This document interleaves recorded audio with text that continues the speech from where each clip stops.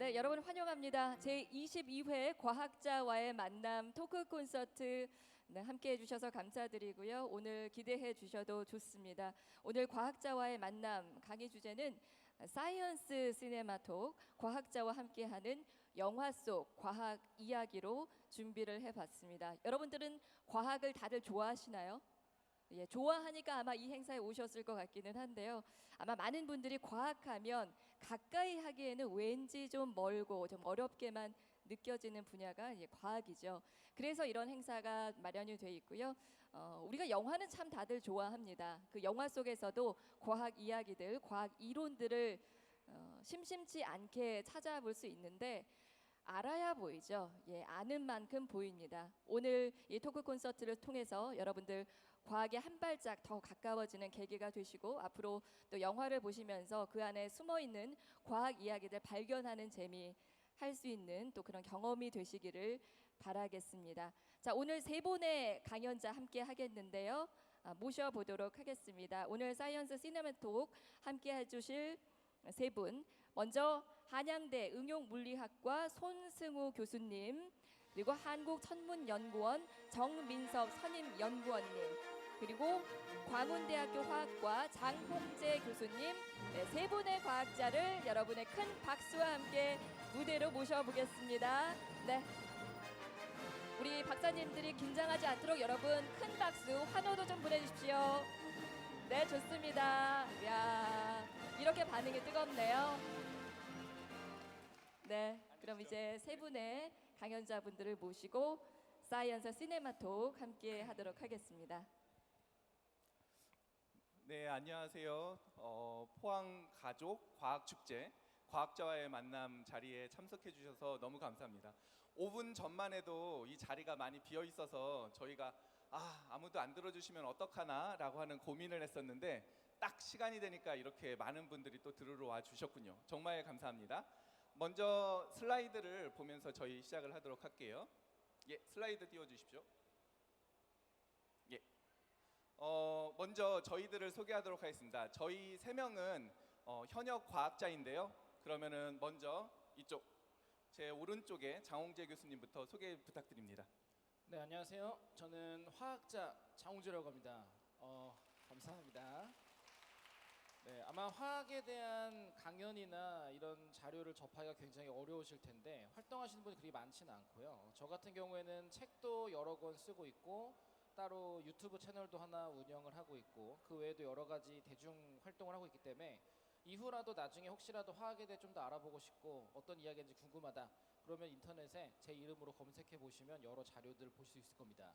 제가 주로 연구하는 것은 가장 화학 중에서도 첨단 분야를 연구하고 있습니다. 흔히 말하는 나노화학이라는 분야를 연구하는데요. 아마 여러분들이 그 어벤져스 같은 데서 아이언맨이 버튼을 누르면 온몸을 나노 수트가 감싸는 장면이 나오잖아요. 미리 말씀드리면 여기서는 없지만 실제로 가능한 기술이고 단지 안 하는 이유는 그렇게 만들어도 총을 맞으면 뚫려서 안 하는 것뿐입니다. 그러니까 저는 그런 것들을 만드는 연구를 실제로 하고 있기 때문에 아마 여러분들의 미래의 화학을 더 많이 소개할 수 있지 않을까 싶습니다. 네, 오늘 즐겁게 즐겨주시면 감사하겠습니다. 장홍재였습니다. 네, 소개 감사합니다. 이어서 가운데 있는 저 인사드리도록 하겠습니다. 예, 저는 한양대학교 물리학과 손승우입니다. 반갑습니다. 네, 제가 연구하는 분야는 응용물리학이고요. 그리고 네트워크를 이용해서 사회에 복잡하게 돌아가는 세상을 이해하는 데 도움을 주고자 하고 있습니다. 제가 연구하는 분야가 인공지능에 해당하는 것도 있고요. 오늘 영화를 통해서 여러분들께 물리에 관한 이야기 그리고 그 안에 숨어있는 인공지능의 이야기를 조금 더 풀어드리도록 하겠습니다. 감사합니다. 안녕하세요. 천문연구원 정민섭입니다. 반갑습니다. 네, 저는 달과학을 연구하고 있습니다. 그래서 최근에 그 달 탐사선 다누리에 탑재된 광시야 편광 카메라를 개발하고 그 연구를 하고 있고요. 그리고 관련돼서는 우리나라 달 착륙선이나 해외 달 착륙선 임무에 같이 포함해서 같이 일을 하고 있습니다. 오늘 제가 이렇게 로봇 관련된 일들을 하시는 걸 보고 관련된 애니메이션을 보고 같이 얘기할 수 있으면 좋겠다라고 생각했는데요. 마침 좋은 애니메이션이 있어서 같이 보면서 얘기할 수 있으면 좋겠습니다. 그리고 추가적으로 하나 말씀드리면 오늘 요 행사 과정에서 뭐 질문을 하시거나 이런 답변을 하시거나 하는 분들에게 저희가 도서를 준비했으니까요. 많은 참여해 주시면 도서를 선물로 드리도록 하겠습니다. 네, 감사합니다. 네, 감사합니다. 이렇게 저희 3명의 과학자가 현역 과학자가 와서 우리 관심 굉장히 많은 어린이들과 그리고 대회에 참가하고 계신 학생 여러분들과 함께 이야기를 나누고자 합니다. 먼저 우리가 3가지 영화를 준비했습니다. 월리, 그리고 인사이드 아웃, 그리고 스파이더맨에 대한 이야기를 시작하도록 하겠습니다. 그러면은 첫 번째 영화 월리로 넘어가도록 하죠. 네. 혹시 영화 아시는 분 계신가요? 네, 대부분 나이가 좀 있으시죠? 네. 사실 이 영화는 2008년에 개봉을 했습니다. 그래서 제가 좋아하는 애니메이션 순위 5위 안에 반드시 들어가는 아주 정말 재밌는 영화고 명작입니다. 이 영화는 거의 디스토피아, 그러니까 망한 지구의 어떤 전형적인 모습을 보여주는데 이 로버가 지구를 청소하는 역할을 700년이나 지속하는 그런 내용입니다. 이 영화에 나오는 이 월이라는 로버가 제 세대에서는 굉장히 큰 영향을 준 영화였고 로버였습니다. 얼마나 큰 영향을 줬었냐면 이 월리 로버가 여기 나오는 주인공 이름이 2명인데요. 월리와 이브입니다. 이 월리와 이브가 워낙 유명하고 과학자들에게 영향을 많이 줬었기 때문에 실제로 나사에 있는 그 덕후들, 그러니까 과학자들은 주로 덕후들이 많아요. 그래서 그 나사에 있는 과학자들이 화성에 탐사선을 보냈는데 그 탐사선 이름이 월이와 이바라는 형태의 이름을 탐사선을 보냈습니다. 그 인사이트라는 탐사선에 실려 있는 조그만 큐브 위성이었는데 재밌는 건 여기에 나오는 주인공을 제가 월이와 누구라고 했죠? 예, 이브였어요. 이브였는데 실제 탐사선의 이름은 이바예요. 왜 그랬냐면 이 애니메이션 속에서 월리라는 로보가 구형 로보여서 이브라는 발음을 못하거든요. 그래서 월리가 이브를 부를 때 이바라고 불렀습니다. 그게 굉장히 재밌는 장면 중에 하나인데, 그리고 제가 굉장히 좋아하는 부분이 이 영화예요. 그리고 보시면 이 로버가 사실 보시면 굉장히 오래된 형태로 다 녹슬어 있고 바퀴는 궤도로 되어 있어서 마치 굉장히 구식 로버인 것처럼 보이는데요. 실제로는 지금 우리 인간들에게는 거의 꿈의 로버와 같습니다. 혼자 스스로 생각하고요. 감정도 가지고 있고요. 심지어 700년 동안 작동을 합니다. 그 700년을 작동할 수 있는 주된 힘은 스스로 치료를 할 수 있어요. 스스로 수리를 합니다. 그래서 자기가 부품만 있으면 계속 자기를 고치면서 활동할 수 있는 로봇인데, 사실 여기에 있는 그 어떤 로봇도, 아니 인간이 개발한 그 어떤 로봇도 이런 작동을 할 수 있는 애가 없습니다. 정말로 최첨단 로봇인데 보기에는 굉장히 남루해 보이는 모습을 볼 수 있고요. 눈이 굉장히 크잖아요. 눈이 굉장히 큰 이유가 있습니다. 사람이 감정을 제일 쉽게 읽을 수 있는 게 눈이에요. 그래서 로버의 이 원리의 눈을 크게 만든 이유가 아마도 거기에 있지 않을까라고 생각을 합니다. 그런데 제가 원리의 시나리오 이야기를 쭉 오늘 말씀드리는 것은 아니고요. 거기에 나오는 과학적인 이야기들을 조금 말씀을 드릴게요. 영화 먼저 한번 살짝 보여주시죠. 네, 예고편을 한번 보여드릴게요. 이거 어떻게 시작하나요? 네.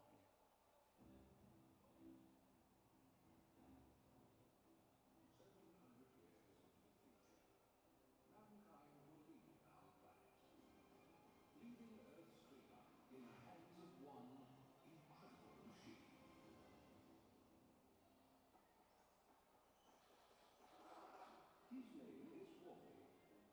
After all these years, he's developed one little quirk. A personality. He's extremely curious. lonely. But all that is about to change.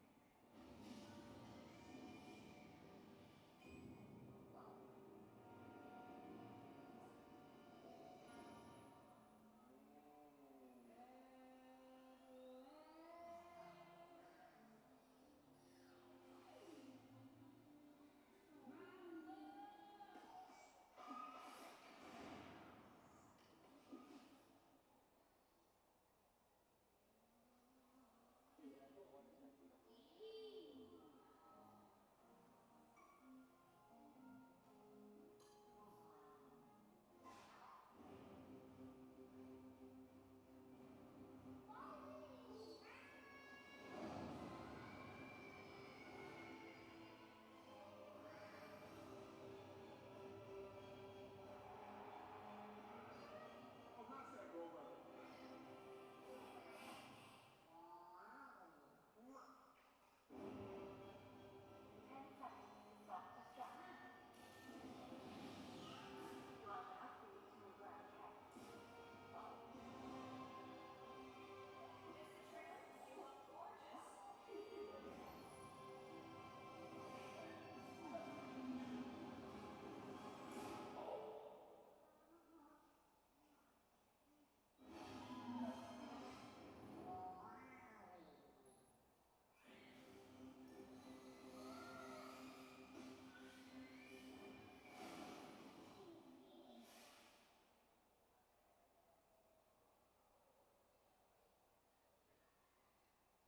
잘 보셨나요?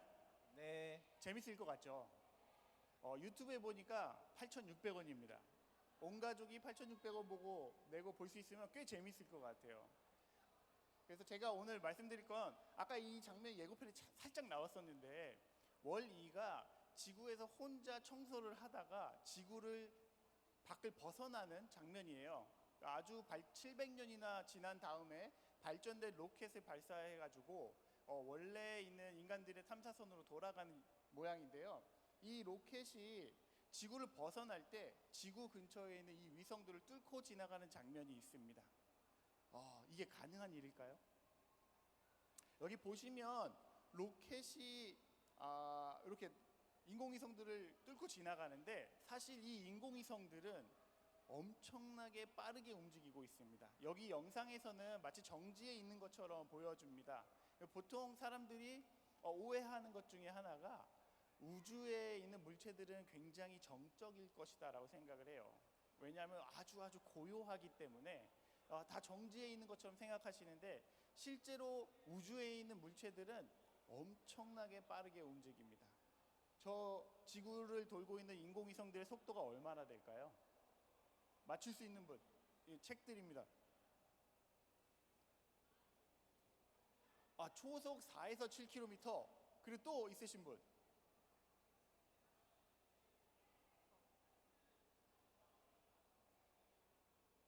시속 10,000km.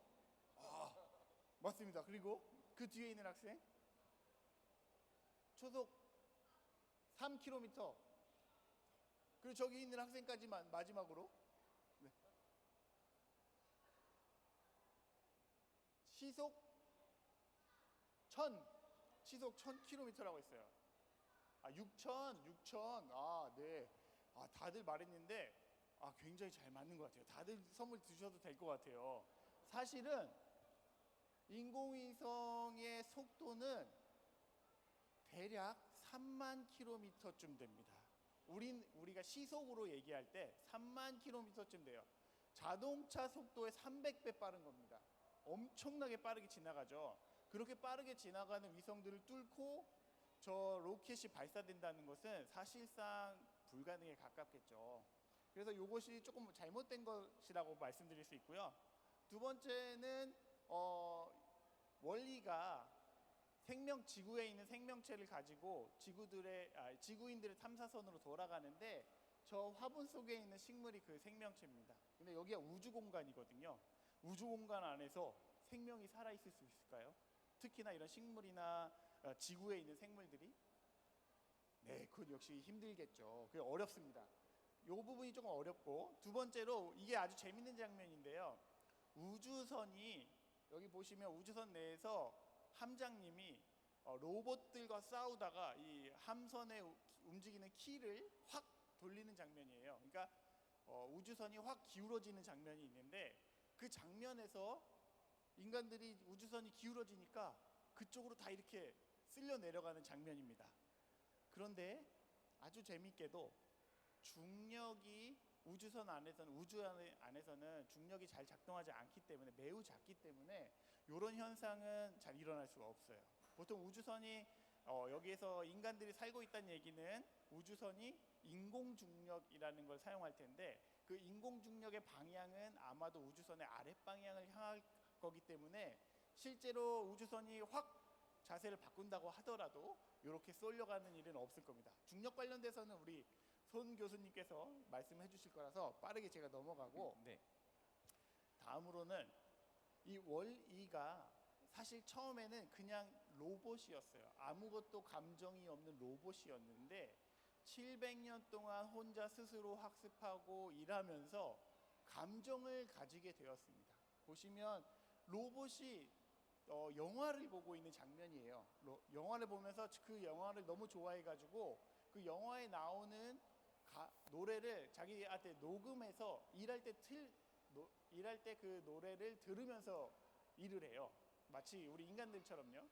그리고 또 재밌는 점이 이 영화 속 장면에서 가사가 어떤 게 있냐면 내가 아가씨에게 키스를 하지 않으면 집으로 돌아오지 않을 거야. 이런 내용이 있거든요. 근데 실제로 월-E가 우주로 간 다음에 그 아까 이브라고 하는 로봇과 마주치고 나서 어떤 스파크 때문에 아주 흥미로운 기적이 일어납니다. 그것은 영화를 보시면 알 수 있을 것 같아요.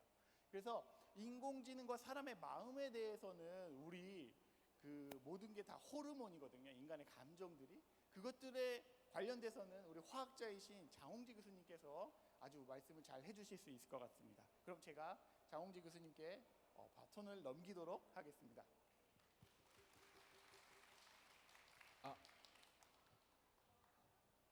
네, 아까 소개해드렸던 장우지입니다.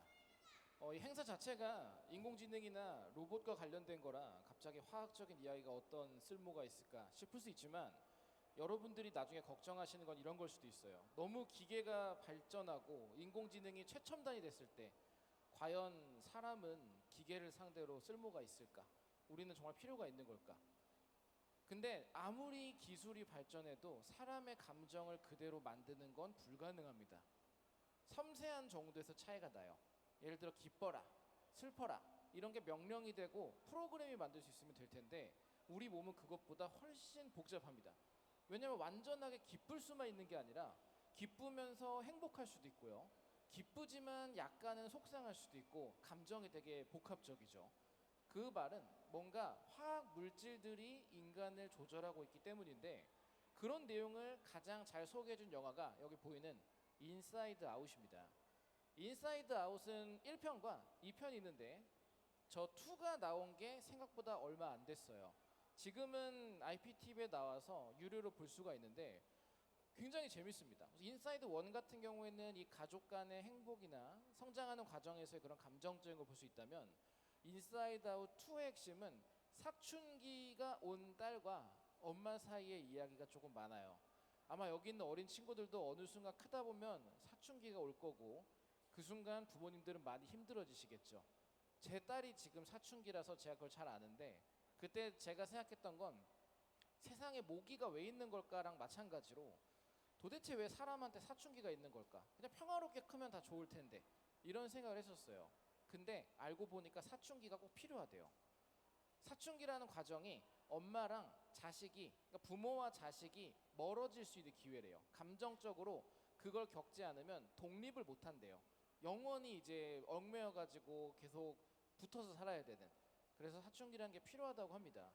자, 이거 역시 예고편이 있는데 This is Joy coming to you live in Riley's Mind. Make some noise! This is in the house. It's Anger. We gotta get our mouth guard, people. Fear. No, that's not Ellen. Look, disgust. Glad to have her on our team.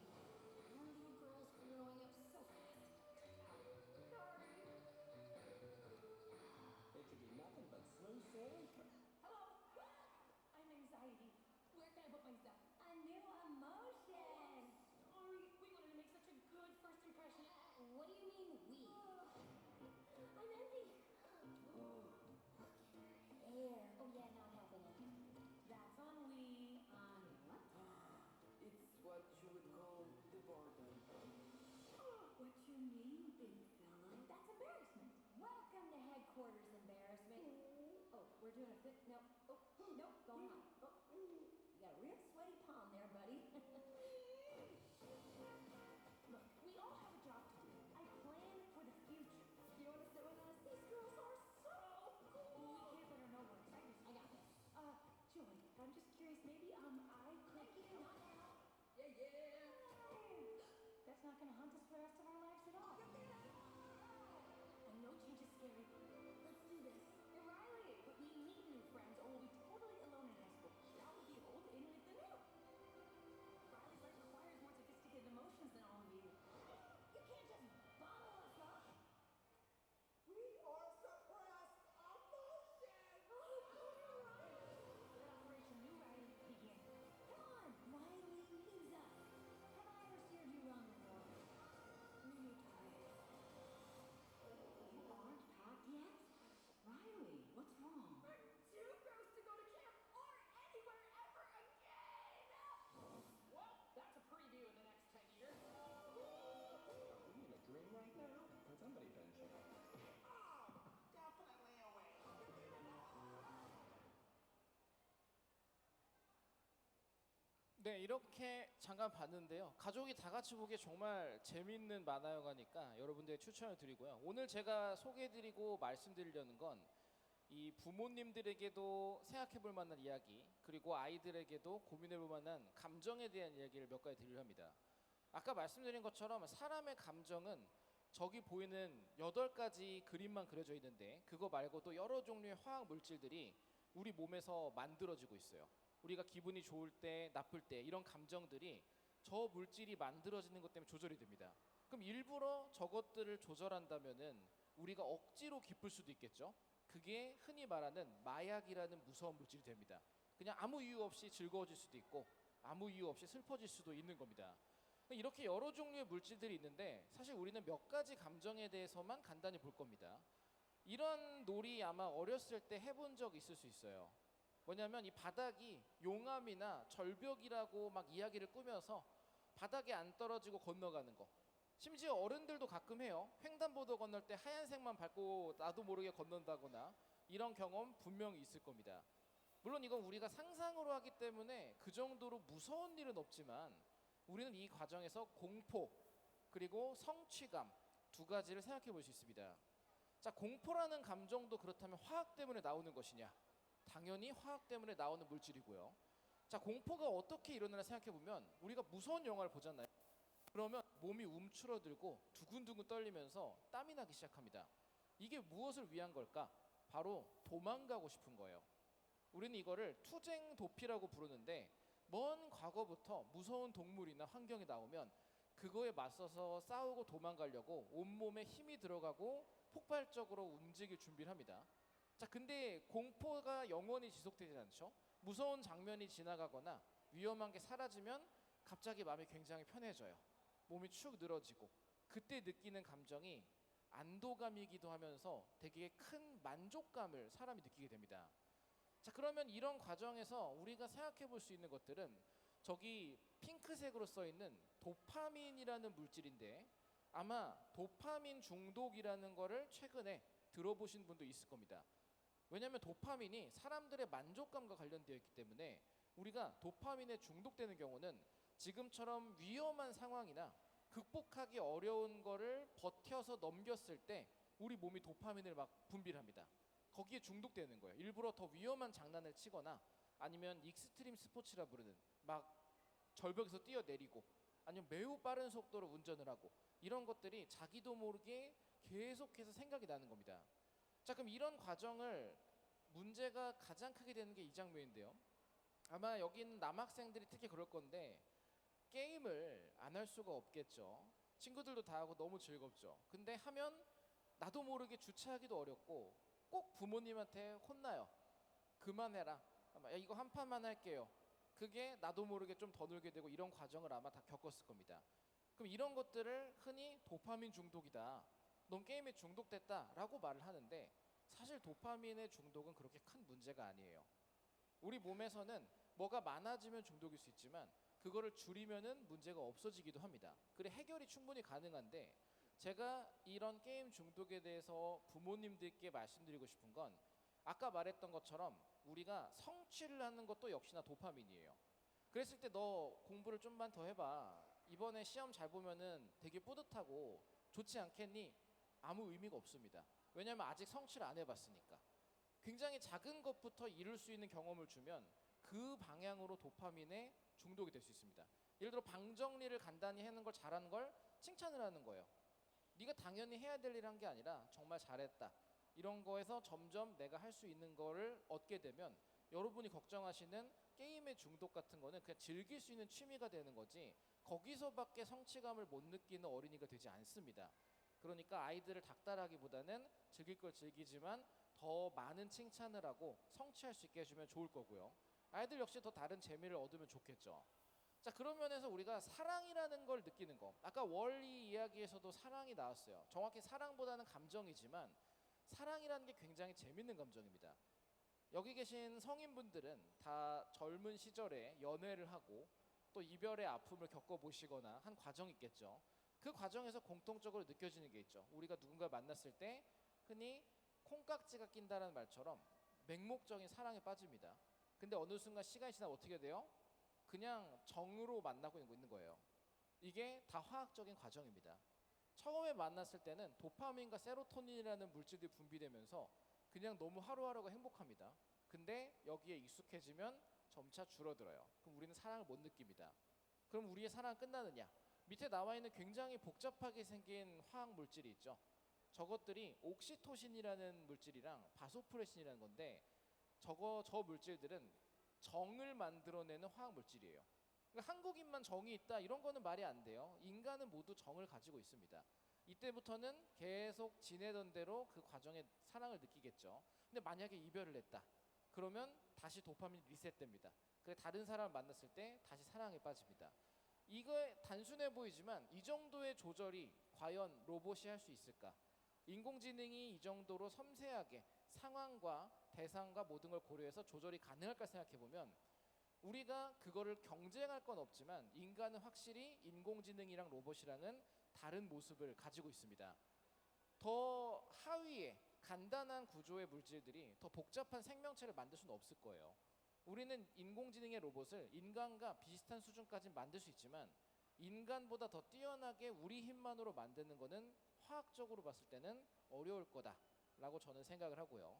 결국 화학 물질이라는 거는 모든 걸 조절합니다. 우리의 성장과 생명과 감정까지, 이런 것들을 만약에 인공지능의 생체 로봇 같은 걸 만들게 된다면 그때부터는 또 다른 이야기랑 연구 분야가 생길 수도 있을 거라고 생각합니다.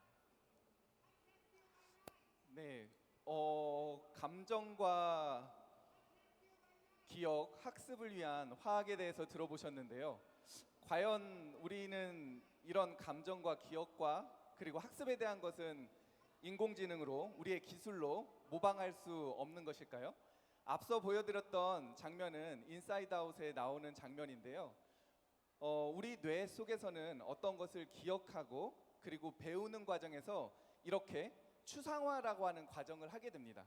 뇌 속에 들어갔을 때 우리가 기억하고 있는 모습이 파편화되면서 더 쉬운 조각으로 바뀌게 되는 것이죠. 그런데 실제로 우리가 현재 이해를 하고 연구를 하고 있는 인공지능에서는 그런 기술들을 사용하고 있습니다. 바로 우리 인간의 기억에 대한, 학습에 대한 이해를 바탕으로 인공지능 기술을 만드는 건데요. 여기에 보이는 것은 뭐죠? 숫자 3이죠. 여러분들은 이게 숫자 3인지 어떻게 알아요? 우리가 그동안 배웠기 때문에 아는 거죠. 그런데 요즘은 컴퓨터도 이 그림을 보여주면 이게 숫자 3인 걸 알아요. 근데 어떻게 과연 아는 걸까요? 그 기술은 다름 아닌 합성곱 신경망이라고 하는 인공지능을 이용하는데요. 그 인공지능 과정에서 그림을 하나하나 조각내는 층을 여러 층 가지고 다 조각을 냅니다. 앞서 보여드렸던 추상화 과정을 바로 컴퓨터 안에서 구현하는 거죠. 그런 구현을 통해서 컴퓨터가 숫자를 이해하게끔 하는 거예요. 그 합성 곱이라고 하는 것은 굉장히 신기한데요.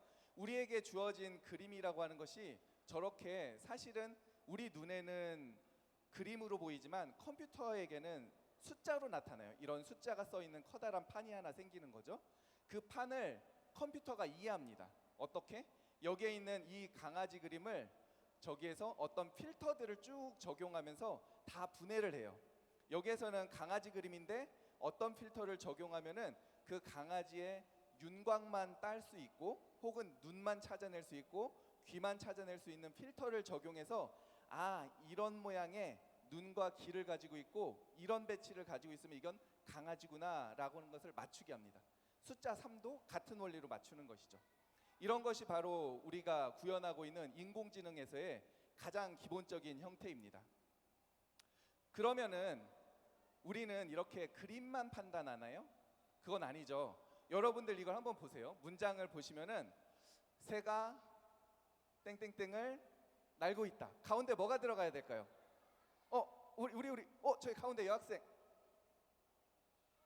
하늘. 그렇죠. 하늘이죠. 우리는 이거 아무런 힌트 안 줘도 초등학생도 다 맞출 수 있어요. 그런데 컴퓨터한테 시키면 이거 잘 못할 수 있거든요. 예전엔 잘 못했어요. 그런데 지금은 굉장히 잘해요. 그걸 어떻게 하게 해야 될까요? 저기에서 하늘이라는 거는 어떻게 맞췄어요? 우선 새가 있죠. 새가. 맞아. 새가 있어요. 새가. 그 다음에 뒤에 날고 있다. 그럼 새가 나는 곳은 어디죠? 하늘. 우린 이렇게 알죠. 그러니까 문장을 보고 앞에도 기억하고 뒤에도 보고 하면서 그 가운데 뭐가 들어갈지를 찾아야 돼요.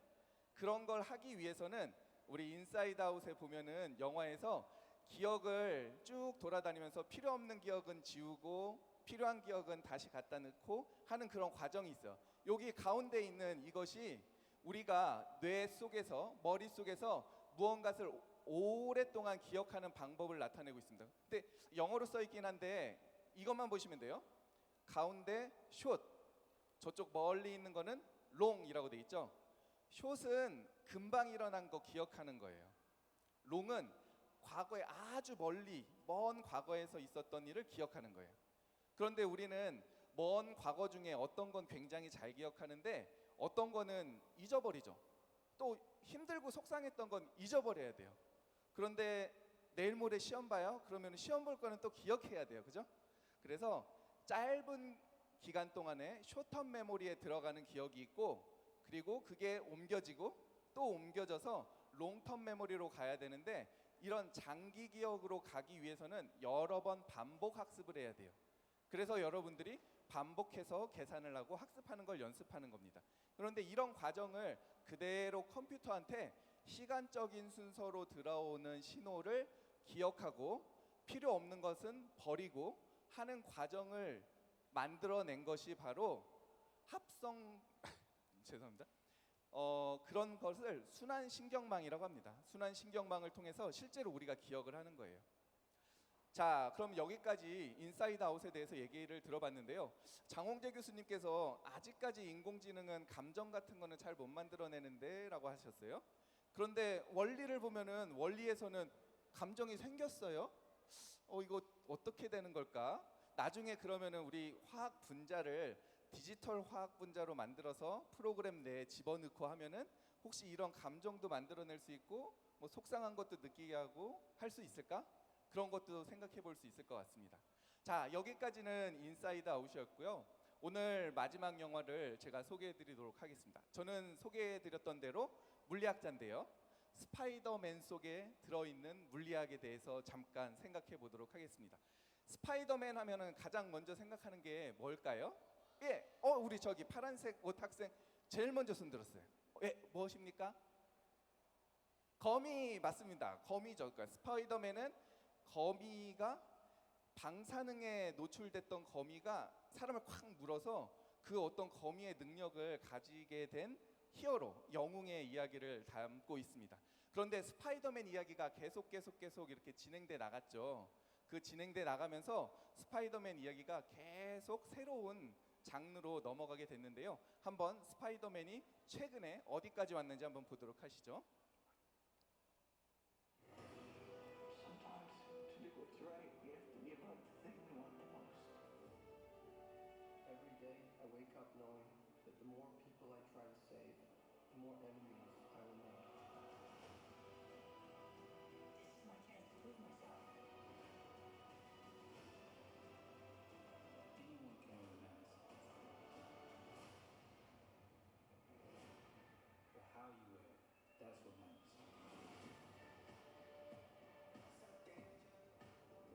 Miles! Wanna get out of here? Wait a minute. There's an elite crew with all the best spider people in it? Who's the new guy? This is unbelievable. This is the lobby. Miguel O'Hara. The whole thing was his idea. What's a guy got to do to join this spider team? You can never be part of this. Don't even get me started on Doctor Strange and the little nerd back on Earth 1999. Come on, go easy on the kid. He had a terrible teacher. Peter! Miles! Man, you have a man? I have a baby. I'll take it from here. Miles, being Spider-Man is a sacrifice. You have a choice between saving one person and saving every world. Send me home. I can't do that. I can do both. Spider-Man always. Not always. What about Uncle Ben?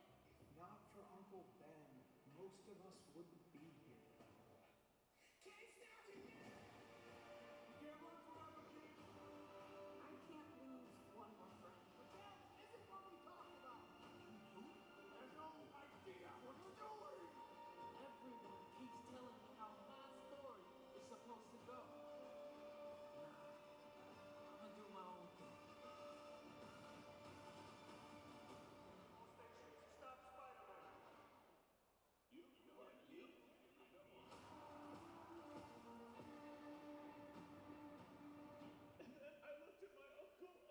Let me guess. He died? 네, 스파이더맨을 보셨는데요. 스파이더맨에서 가장 인상적인 장면이라고 하면은 움직임에 있습니다. 스파이더맨은 어떻게 움직이나요? 네, 거미줄을 쫙 쏜 다음에 그 거미줄을 타고서 움직이죠. 그런데 물리학자로서는 이 그림을 보면은 굉장히 불편한 점이 많이 있습니다. 어떤 거냐면요. 만약에 거미줄을 저렇게 타고 간다면은 안전할까? 스파이더맨은 안전하겠죠. 스파이더맨은 히어로니까요. 하지만 스파이더맨이 구출한 나의 애인, 스파이더맨의 애인은 저렇게 같이 스파이더맨과 움직이면은 과연 안전할까요? 그런 고민을 해볼 수 있을 것 같습니다. 우리가 이런 지상에서 움직이기 위해서는 어떻게 하고 있죠? 예, 발을 이렇게 딛고 있습니다. 제 발을 딛고 마찰력으로 인해서 앞으로 가고 하는 것이죠. 하지만 스파이더맨은 줄을 잡고 움직이고 있습니다. 여러분들도 스파이더맨과 비슷한 느낌을 느끼고 싶으시면은 그네를 타보시면 돼요, 그죠? 그네를 타보시면 되는데 그네는 방향이 이렇게 왔다 갔다 하면서 여러분들에게 느껴지는 중력의 방향과 중력의 크기가 달라진다는 것을 느낄 수 있습니다. 어떻게 느낄 수 있냐면요, 그네를 타보면은 이렇게 끝까지 올라갔을 때는 내 몸이 붕 뜨는 것 같으면서 아무런 중력이 없는 것처럼 잠깐 느껴졌다가 다시 쭉 내려와서 제일 아래를 지날 때쯤에는 내가 그네의 의자에 탁 달라붙어 있는 것처럼 느꼈다가 하면서 힘을 느낄 수 있죠. 그럼 과연 스파이더맨이 줄을 타고 이동할 때 얼마만큼의 큰 힘이 느껴질까요? 얼마만큼의 큰 힘이 느껴질까? 첫 번째, 내가 스파이더맨처럼 거미줄을 하나 이렇게 매달고 줄에 제가 이렇게 매달려 있어요. 그럼 저는 이 손으로, 이 팔로 얼마만큼 큰 중력을 견뎌야 될까요? 바로 나의 몸무게에 해당하는 것만큼을 우리 지구에서의 중력 가속도가 끌어당기는, 중력이 끌어당기는 힘만큼 느껴야 됩니다. 그런데 이렇게 움직일 때에는 중력 가속도뿐만 아니라 구심력이 주는 가속도까지도 견뎌야 되거든요. 더 큰 가속도를 견뎌야 돼요. 그건 뭐랑 같냐면은 여러분들이 엘리베이터를 타보면은 엘리베이터가 올라가기 시작할 때 갑자기 내 몸이 좀 무거워진 것처럼 느껴질 수 있습니다. 그리고 집에 엘리베이터가 딱 도착할 때는 내 몸이 좀 이렇게 가벼운 것처럼 느껴질 때가 있죠. 그렇게 우리 일상에서 우리가 느끼는 중력은 계속 사실 바뀌어요. 여러분들이 굉장히 큰 중력을 느껴볼 수 있는 방법도 있습니다. 어떤 거냐면은 여러분들이 가만히 서 있으면은 여러분들의 다리는 지구 중력에 해당하는 여러분들의 몸무게에 해당하는 힘만큼을 느끼고 있는 거예요. 그렇게 지구 중력의 기준 1이라고 하는 것을 보통 1G, 1 중력 가속도라고 합니다. 그런데 여러분들 다리가 원지만 견딜 수 있는 건 아니에요. 더 큰 중력도 견딜 수 있습니다. 뭐 몇 G까지 견딜 수 있는지는 알려드리진 않겠습니다. 하지만 여러분들이 그 더 큰 중력을 잠깐 느껴볼 수 있는 방법이 있는데요. 어떻게 하면 되냐면은 이렇게 하면 돼요. 그냥 가만히 있다가 이렇게 뛰시면은 더 큰 중력을 순간적으로 여러분들 다리에 가한 거예요. 그걸 알 수 있는 아주 쉬운 방법을 한 가지 설명을 드리죠. 여러분들 집에 혹시 저울 있어요? 저울? 몸무게 재는 저울 있죠. 그 몸무게 재는 저울을 갖다 놓고 올라가 보세요. 올라가면은 뭐가 찍히죠? 나의 몸무게가 나오죠. 점프하면서, 맞아, 내가 여기서 이렇게 점프하면서 이 수를 보면은 이 수가 변해. 굉장히 많이 변해요. 그런데 여러분들이 만약에 6G 중력 가속도의 6배를 느껴보고 싶으면은 얼마만큼 높이 점프하면 되냐면은 여기에서 한 50cm 정도 낮췄다가 점프하는데, 저는 얼마만큼 점프했어요? 1m도 안 했죠. 1m도 안 했는데 제가 만약 1m를 뛰어 올릴 정도로 힘을 가하면은 여기에는 2G가 찍혀요. 2G. 그럼 내가 3m를 뛰어 오를 정도로 높게 힘을 줄 수 있다면, 물론 3m는 못 하겠죠. 3m는 3층 높이까지 뛰어 올라야 되는데 그건 어렵습니다. 히어로만 할 수 있어요. 히어로는 그걸 하면은 여기에는 6G라고 하는 6G, 그러니까 중력 가속도에 해당하는 힘이 걸리게 됩니다. 반대로 물리 현상은 시간을 거꾸로 해도 같은 현상이 반복되거든요. 자, 내가 여기서 이렇게 뛰어 오르는데 6G라고 했죠. 반대로 3m에서 뛰어내려서 이렇게 착지하면 여기에 6G가 걸립니다. 6G가 걸리면 다리가 부러져요. 절대 하시면 안 됩니다. 하시면 안 돼요. 자, 근데 6G가 얼마나 큰 건지 느끼는 방법이 있습니다. 자, 요거 혹시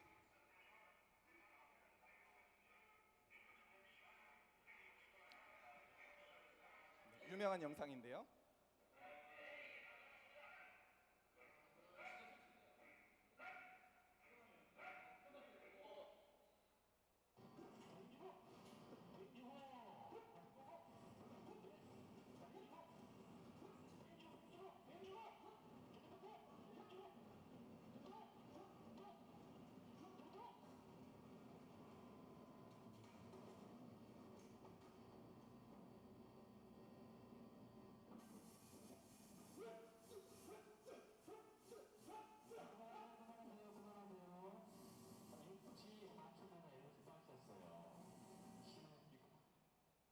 혹시 들으셨나요? 저게 어떤 상황이냐면은 공군들은 비행기를 타고 샥 움직이다 보면은 아까 말씀드린 대로 움직임에 따라서 굉장히 큰 중력을 느끼게 돼요. 특히 전투기를 타고서 쫙 이렇게 솟아오를 때는 1G, 원지만 느끼는 게 아니라 그것의 6배에 해당하는 중력 가속도의 6배, 6G를 느낍니다. 그래서 공군들은 6G를 견디기 위해서, 그래야지 비행기를 몰 수 있잖아요. 훈련을 해요. 특별한 호흡을 해야 돼요. 안 그러면은 피가 아래로 쏠리면서 정신을 잃어요. 그래서 앞에 보여드렸던 거는 제대로 훈련을 해서 호흡법으로, 굉장히 기압을 주면서 하는 호흡법으로 이겨낸 경우인 거고요. 뒤에 보시면은 잠깐 기절했다가 일어나잖아요. 기절하면은 자기가 기절했는지도 몰라요. 다시 일어나서 기압을 막 줍니다. 난 할 수 있어, 난 할 수 있어 하는데 사실은 기절했죠. 그래서 저 장치는 이렇게 뱅글뱅글 돌리면은 인공으로 중력을 만들어낼 수 있는데, 뱅글뱅글 돌리는 게 뭐예요? 아까 그네 타는 거죠. 그네를 타면은 인공적으로 중력을 느낄 수 있습니다. 그네를 빨리 타면은 인공적으로 큰 중력을 만들어낼 수 있어요. 그렇게 만들어낸 중력에서 느꼈던 힘, 6G를 못 이겼던 사례를 보여드린 겁니다. 자, 여기까지 해서 스파이더맨의 물리학 이야기를 잠시 드렸는데요. 그런데 스파이더맨에서는 이렇게 뭐 물리 얘기만 신경 쓸 건 아닌 것 같아요. 어떤 일이 벌어지냐면은 어크로스 유니버스 그리고 그 스파이더맨 전편들에서 보면은 갑자기 이제 스파이더맨이 나와서 스파이더맨들과 싸우고 있습니다. 이게 어떻게 된 걸까요? 스파이더맨이 새로운 우주에서 다른 스파이더맨을 만나러 왔다고 그래요. 이 개념은 사실은 굉장히 어려운 개념입니다. 양자역학에서 이야기하면은 새로운 세상이 내가 선택을 할 때마다 새로운 세상이 만들어지는데요. 그런 다중우주를 개념으로 해서 여러 스파이더맨이 한 곳에 모이는 이야기들을 담고 있는 것이 바로 스파이더맨 영화였습니다. 자, 그래서 저희에게 주어진 시간이 지금 다 됐다고 또 본부에서 말씀을 해주시는데요. 어떻게 잘 들으셨습니까? 저희가 준비한 3가지 영화 좀 어떠셨나요? 아유, 감사합니다. 저희 오늘 이렇게 와서 사실은 뒤에 Q&A 토크도 더 준비하려고 했는데 혹시 시간이 남으시는 분들은 과학자들과 함께 이야기하고 싶으시면은 잠깐 와서 이야기도 나누시면 좋겠습니다. 네네. 예. 저희 인사는 한번 할까요? 네네. 네, 그래서 저희 여기까지 오늘 포항에 있는 아시아 태평양 이론물리센터가 준비한 과학자의 만남 시간 마치도록 하겠습니다. 저희 3명은 현직 과학자고요. 장홍재, 손승우, 정민섭 박사였습니다. 감사합니다.